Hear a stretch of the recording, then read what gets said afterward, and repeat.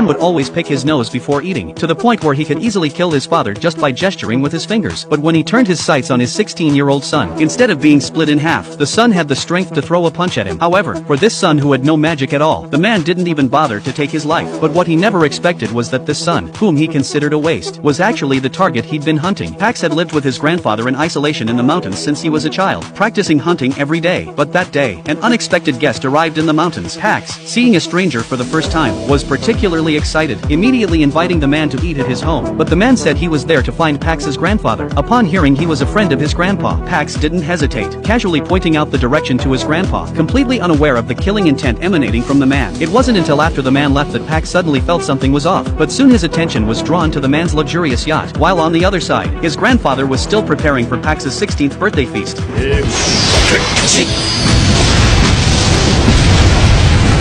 The red-armored man effortlessly knocked Grandpa back a kilometer with a mere finger, but this attack didn't harm Grandpa, who immediately drew his sword to engage in combat. However, the red-armored man not only had superior swordsmanship, but his sudden cross-slash caught Grandpa off guard, instantly cutting 200 small wounds into Grandpa's body. This scene was witnessed by Pax, who had just arrived. The red-armored man, not wanting this pesky kid to interfere, shot 2 slashes at Pax's feet, but instead of intimidating him, it only made Pax angrier, picking up a rock to take down the red-armored man right then and there.